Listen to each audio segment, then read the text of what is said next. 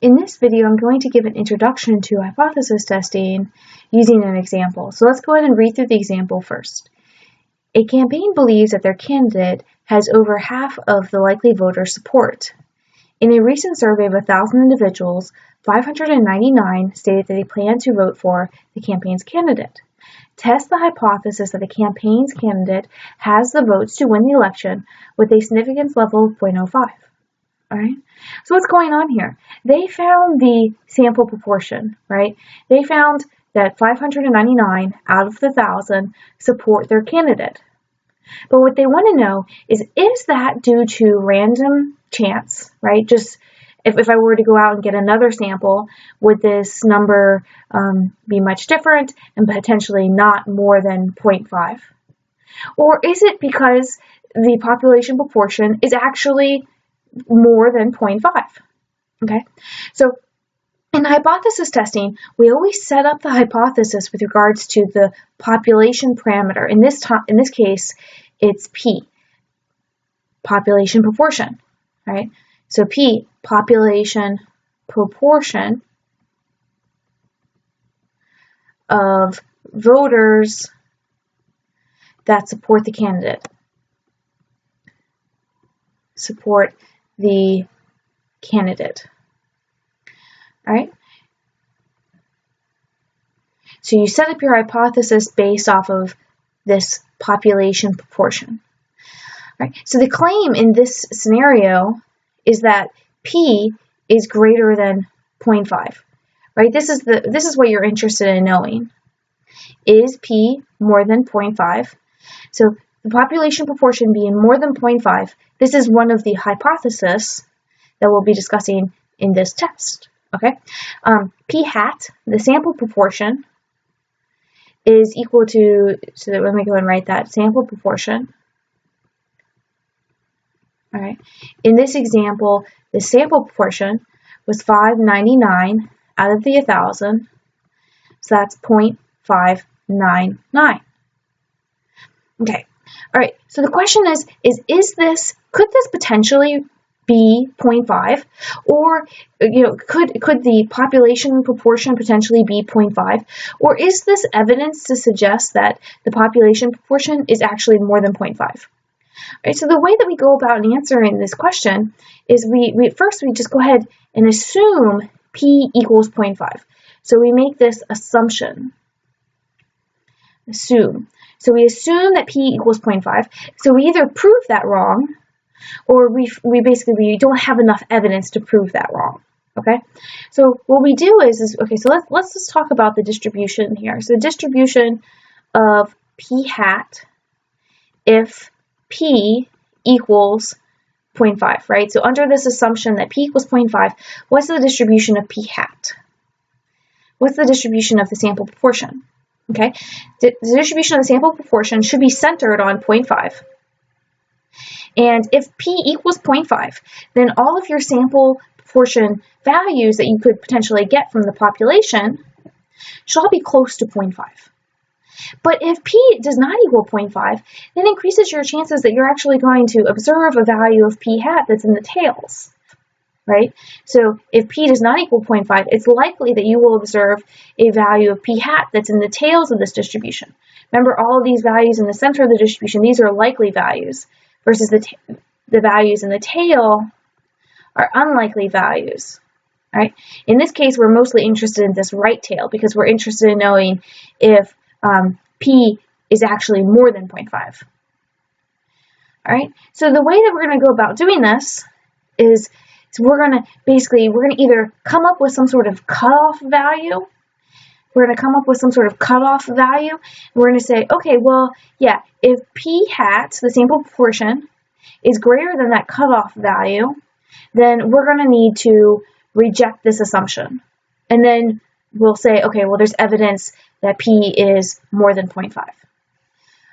Another way that we could go about in answering this question is we'll figure out where P hat lies on this distribution, and then we'll calculate the probability that we would have observed that P hat or a value that is more extreme than that P hat.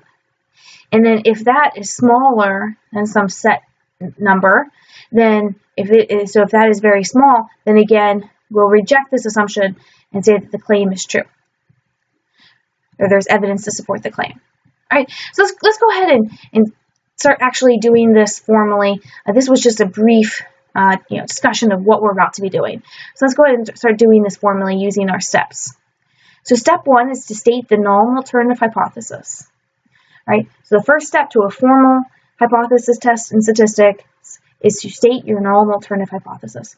HO is null, HA is alternative. Okay.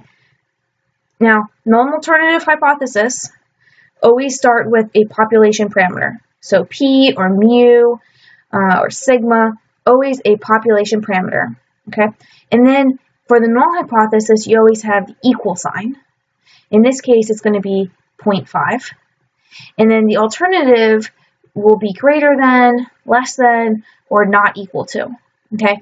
So the options for the alternative are greater than, less than, or not equal to.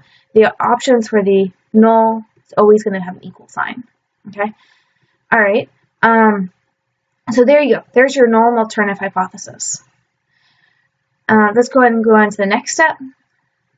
Calculate the test statistic under the assumption that the null hypothesis is true. Oh, what's this guy? The test statistic. All right. So before I was talking about the distributions of p hat. Well, of course, we always transform the distribution of our sample statistics to the distribution of z so that we're able to look at our table that we have for the standard normal distribution. Okay, so we're going to do the same thing here. We're going to do some sort of transformation to the distribution of z. And this is what the transformation looks like. P hat minus p divided by the square root of p q over n. Okay, now you need the assumption that the null hypothesis is true so that you know what p is and you know what q is. So in the null hypothesis, that's why the null hypothesis has the equal sign, so that you're able to plug in, okay, so p equals 0.5, you're able to plug that in to your test statistic calculation. Okay, let's go ahead and do this for this example. So we have 0.599, that's the sample proportion. The null hypothesis is true, then this test statistic has p equal to 0.5. All right, and p is 0.5 again. 1 minus 0.5, which is what q would be, is also 0.5. And then the sample size is 1,000. Okay, so let's go ahead and pull out our calculator and calculate some of this. Okay, so we have 0.599 minus 0.5. Okay, so 0.099, that's the numerator. And in the denominator, we have 0.5 times 0.5 divided by 1,000. Okay, then you take the square root of that. So since we're the test statistic z, we're going to need to round that to 2 decimal places. Remember, all z values you round to 2 decimal places. So I should round this to at very least 4, so I don't mess up my calculation of z. So that's 0.0158. Okay, let's go ahead and write that. All right, and in the numerator I had 0.099. Okay, so now let's go ahead and divide those two. 0.099 divided by 0.0158. Okay, we get 6.2658, so we're rounding that to 2 decimal places, so that'd be 6.27. All right, so let me go ahead and write that. 6.27. All right, so my test statistic value is 6.27. Now, let's think about the distribution of this test statistic value. So if I were to think about the distribution of z, the test statistic value, it's centered on 0, right? Z is centered on 0. And if p hat is close to the population proportion, which you would expect it to be, right, as long as the population proportion is actually 0.5, as the null hypothesis suggests, you would expect that the test statistic that you would calculate would be some number close to 0.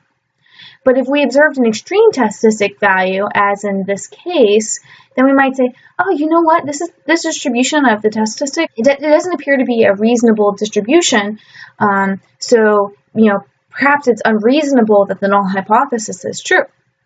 Remember, this is the distribution of the test statistic given HO is true. All right, so let's go on to the next step. Calculating either the critical value, which is sometimes called the rejection region, or the p-value. Okay, so I'm going to start by talking about calculating the critical values. All right, so distribution, so let's consider again the distribution of our test statistic. All right, so here we go. This is my distribution on my test statistic, centered on 0. If I have an observed test statistic that's extreme, meaning it's really high, right? Why do I care only if it's high? Well, I care only if it's high because I'm interested in knowing is p much greater than 0.5, right? So if p is much greater than 0.5, then this test statistic will be some number that is much greater than 0. Okay, so if my test statistic is much greater than 0, so if it's in this tail over here, then I'm going to say, oh, you know, this distribution does not appear to be right.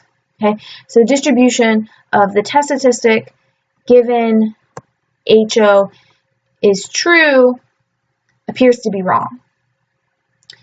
Okay, so how do I determine this cutoff here?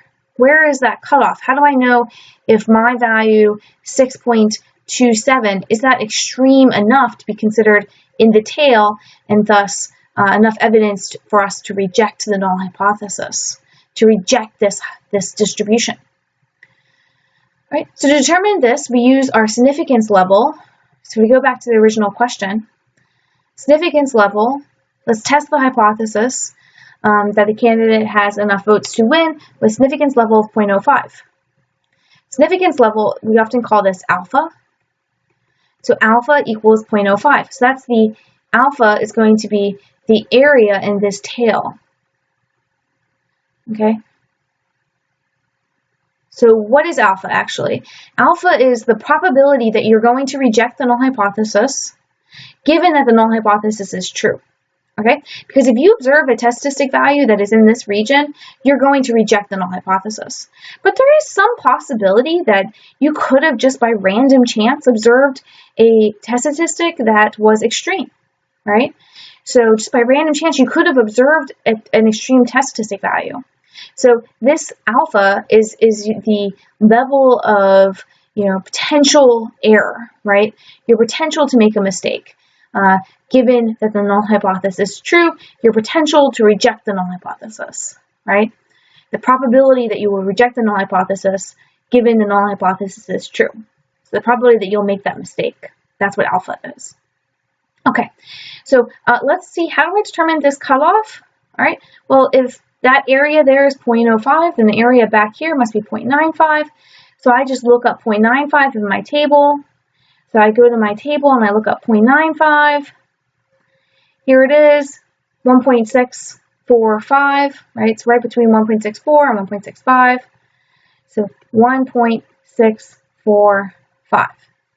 Okay, so my test statistic value is over here at 6.27, which is way more than 1.645. So yes, my test statistic value is in the rejection region, right? It is beyond the critical value. The critical value is 1.645. So it's beyond the critical value. So I would decide to reject the null hypothesis based off of this critical value in this rejection region. Now, another way, it's kind of completely separate than using rejection region and critical values that we could have thought about this, is we could have used p-values. Okay, and p-values are actually used more often in in research and in real applications. So let's talk about the p-value. So distribution of the test statistic given HO is true. So we still start by drawing that. Okay, and then what we do is we place on that distribution, where is our test statistic? Our test statistic is 6.27. Okay, what a p-value is what's the probability that you would have observed a test statistic value that is that extreme or more extreme, right? And extreme is defined by your alternative hypothesis. So in this case, more than 6.27, because the alternative hypothesis is that p is greater than 0.5. So for greater, for more extreme, would be to the right. Okay. All right, so I just need to calculate that area. So I can go to my table and calculate that area, and then that area will be the p-value. So let's go to my table and find that area. So I'm looking for where z is 6.2. Oh, well, actually the z table stops at 3.5. But there's a little bit of direction here at the bottom that says, note for z values above 3.49, use 0.9999 for the area. Okay? So that means that this area behind this z value, because remember that table gives you the area behind any particular z value. So this area behind the z value, we'll go ahead and use 0.9999. All right, so if that area is 0.9999, then the p-value will be 1 minus 0.9999, which is equal to 0.0001. All right, then the way that we will make our conclusion is we'll say, well, is that less than what your significance level is, right? Is that beyond 0.05, right? This is the maximum allowable area in this region for me to reject the null hypothesis. At most, it should be 0.05, right? At most, the area here should be 0.05. So is it less than 0.05? So if the p-value is less than 0.05, then you reject the null hypothesis. Okay? All right, let's go to the last step, which is stating our conclusion. So in both, even if you use the critical values, use the p-value, doesn't matter which one you use, you will come to the conclusion that you are going to reject the null hypothesis. All right, so let's go. So remember what our null and alternative is. So our null hypothesis is that p equals 0.5. The alternative is that p is greater than 0.5. So we've rejected that p equals 0.5, so we've rejected that. So that means there is evidence to support that the population proportion of supporters, or of likely proportion of voters supporting the candidate